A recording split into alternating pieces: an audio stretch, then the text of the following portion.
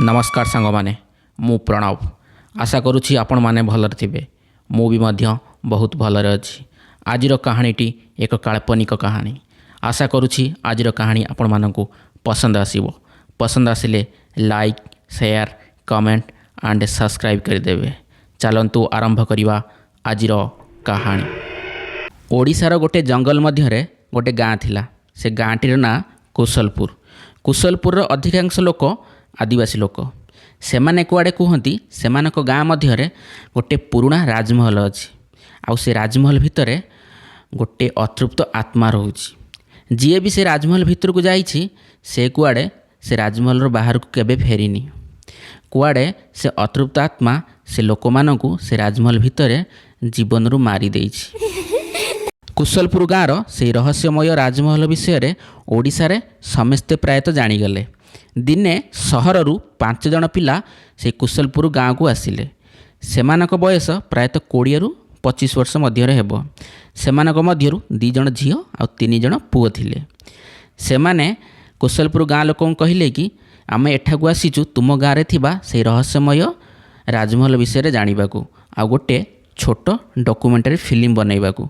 किंतु गाँ लोके सेमानकू मना करिले एठारे कौनसी फिल्म बनाओनी। कौन पाई ना तुमे माने से राजमहल भीतर को गले से अतृप्त आत्मा तुम कहारी को छाड़बनी। किंतु से 5 जन पिला गाँ लोकन कथा को खातिर करले नाही। से माने जिदी धरले कि आमे आज राति रे राजमहल भितर गोटे शॉर्ट डॉक्यूमेंटरी फिल्म बनैबो। किंतु गाँ लोके जेते मना करुथिले किंतु से 5 जन पिला मना करुथिले। से 5 जन पिला से गाँ रे से दिन रहिले। ये 5 जन पिलांको नाम थिला राज, राहुल, अज्ञान, ईर्षा आउ वर्षा। राति प्राय 10 गाँ लोके समस्ते खाई पी निज निज घरे सोई पड़िथिले। ये 5 जन पिला बाहरी पड़िले से राजमहल भीतर को जीवाकू। धीरे धीरे 5 जन पिला से राजमहल भीतर को प्रवेश करिले। राजमहल भितर प्रवेश करी ईर्षा को बहुत डर लागिला। ईर्षा एमानु कहिला जल्दी चल पळेबा एठू। कौन पाई ना मते लागुची ये राजमहल भितर सतरे अतृप्त आत्मा अछि। किंतु ईर्षार कथा को एमाने समस्ते थट्टारे उड़ाई देले। किंतु ईर्षा को धीरे धीरे अनुभव होईगला कि ए घरे अतृप्त आत्मा अछि। कौन पाई ना ईर्षा को लागू थाए ता पछरे के छिड़ा होईछि। सेतिकी बेले अचानक से राजमहल रो मेन गेट बंद होईगला। राहुल जेते चेष्टा करिला से डोर जमा खोलिला नाही। एमाने भाबिले डोर किए बंद करदेला। किंतु डोर केही बंद करि नथिले। भीतर पटरू लॉक पड़ी नथिला किंतु डोर खोलु नथिला। ईर्षा कहिला देखिल तो मु कहूची चल एठू पळेबा। ठीक सेतिकी बेले सेमानक आगरे गोटे बड़ छाई पड़िला। से घरे लाइट न थाए। जह्न राति पड़ुଥାଏ। टिके टिके लाइट देखा जाउଥାଏ। से छाई देखी ईर्षा प्रथमे हाउली खाइला। ईर्षार हाउली देखी एमाने समस्ते डरी गले। राहुल हाथ रे कैमेरा थाए। राहुल डॉक्यूमेंटरी फिल्म बनाउथिला। राहुल प्रथमे से कैमेरा रे से छाई को वीडियो रेकर्डिंग कला। किंतु से कैमेरा रे से छाई आसु नथिला।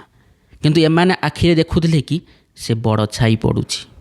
ईर्षा प्रथमे से छाई को देखी कांदिबा को लागिला। ताकू सांत्वना देउथाए वर्षा। वर्षा कहूଥାଏ ईर्षा मनरे साहस धर। आमे आसीछु डॉक्यूमेंटरी फिल्म बनैबाकू। डरेनी। राहुल एमानकू कहिला कैमेरा रे से छाई आसुनी किंतु आम समस्तंकू से छाई देखा जाउछि।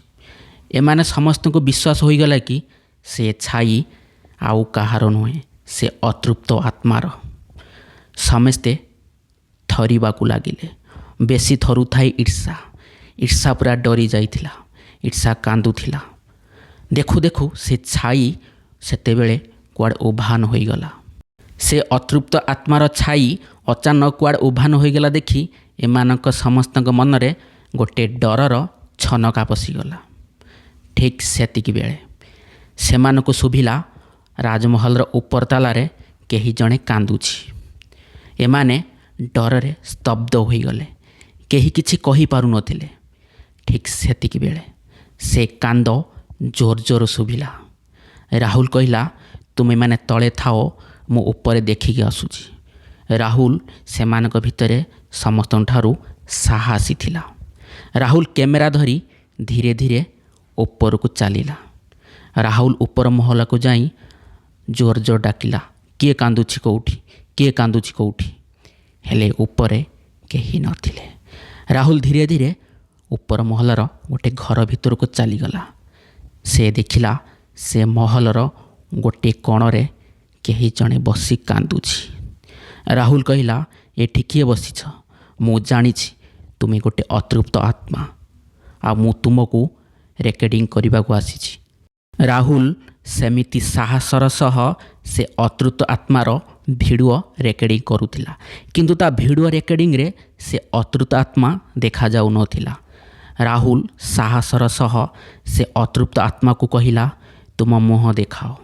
ସେତିକି ବେଳେ ସେ ଅତୃପ୍ତ ଆତ୍ମା ତା ମୁହଁ ରାହୁଲ ଆଡ଼କୁ କରିଲା।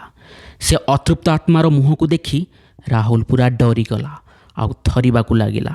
କିନ୍ତୁ ରାହୁଲ ସାହସର ସହ ସେ ଭିଡ଼ିଓ ରେକର୍ଡ଼ିଂ କରୁଥିଲା। ସେ ଅତୃପ୍ତ ଆତ୍ମାର ମୁହଁ ବିକଟଳା ଭଳିଆ ଥିଲା। ତା ଆଖିରୁ ରକ୍ତ ବାହାରୁଥାଏ, ତା ମୁହଁ ଖଣ୍ଡିଆ ହୋଇଥାଏ। କିନ୍ତୁ ରାହୁଲ ନ ଡରି ସେ ଅତୃପ୍ତ ଆତ୍ମାର ଭିଡ଼ିଓ ରେକର୍ଡ଼ିଂ କରୁଥିଲା। ସେତିକି ବେଳେ ରାହୁଲ ଚିତ୍କାର ଶୁଭିଲା। ରାହୁଲର ଚିତ୍କାର ଶୁଣି ତାର 4 ଜଣ ସାଙ୍ଗ ଉପର ମହଲାକୁ ଦୌଡ଼ିବାକୁ ଲାଗିଲେ। ସେମାନେ ଉପର ମହଲାକୁ ଯାଇ ଦେଖିଲେ ରାହୁଲ ସେଠାରେ ନାହିଁ। ଏସବୁ ଦେଖି ସେମାନେ 4 ଜଣ ଡରିଗଲେ। ଆଉ ଈର୍ଷା ଆହୁରି ଜୋରରେ କାନ୍ଦିବାକୁ ଲାଗିଲା, କାରଣ ସେ ରାହୁଲକୁ ଭଲ ପାଉଥିଲା। ରାହୁଲ କୁଆଡ଼େ ଉଭାନ ହୋଇଗଲା ଏମାନେ କେହି ଜାଣିନଥିଲେ। ଆଉ ଏମାନେ ସମସ୍ତଙ୍କୁ ବିଶ୍ୱାସ ହୋଇଗଲା କି ଏ ଘରେ ଯିଏ ଆସେ ସେ କେବେ ଫେରନ୍ତିନି। ସେତିକି ବେଳେ ଏ ଅନ୍ୟ 4 ଜଣ ଭାବିଲେ, ଆମେ 4 ଜଣ ଜଲ୍ଦି ଏ ରାଜମହଲରୁ ବାହାରକୁ ଚାଲିଯିବା। ସେମାନେ ଦୌଡ଼ିକି ତଳକୁ ଆସିଲେ ଆଉ ଗେଟ୍ ଖୋଲିବାକୁ ଲାଗିଲେ। ହେଲେ ସେ ଗେଟ୍ ବିଲକୁଲ ଖୋଲିଲା ନାହିଁ। ଏମାନେ 4 ଜଣ କ'ଣ କରିବେ? 4 ଜଣ ଡରରେ ଥରୁଥାନ୍ତି। ଗୋଡ଼ ହାତ ଝାଳରେ ଓଦା ହୋଇସାରିଲାଣି। ହେଲେ ସେ ଗେଟ୍ ଜମା ବି ଖୋଲୁନଥାଏ। ସେ ଯେତେ ଚିତ୍କାର କରୁଥିଲେ ବାହାରକୁ, ତାଙ୍କ ଚିତ୍କାର ସେ ରାଜମହଲର ବାହାରକୁ ଶୁଭୁ ନଥିଲା। ବର୍ଷା ବି ସେତେବେଳେ କାନ୍ଦିକି କହିବାକୁ ଲାଗିଲା, ଗାଁ ଲୋକେ ଠିକ୍ କହୁଥିଲେ, ଆମକୁ ଏ ରାଜମହଲ ଭିତରକୁ ଆସିବାର ନଥିଲା। ଠିକ୍ ସେତିକି ବେଳେ ସେମାନେ ଦେଖିଲେ ସେମାନଙ୍କ ପାଖରେ ଈର୍ଷା ନାହିଁ। ଈର୍ଷା କୁଆଡ଼େ ଗଲା? ଏମାନେ ସମସ୍ତେ ଖୋଜାଖୋଜି କରିଲେ, ହେଲେ ଈର୍ଷା ସେ ରାଜମହଲ ଭିତରେ ମିଳିଲା ନାହିଁ। ଏମାନେ ଆହୁରି ଡରିଗଲେ। ଏମାନେ ଚିତ୍କାର କଲେ, ଈର୍ଷା ଈର୍ଷା, ହେଲେ ଈର୍ଷା କେଉଁଠି ମିଳିଲା ନାହିଁ।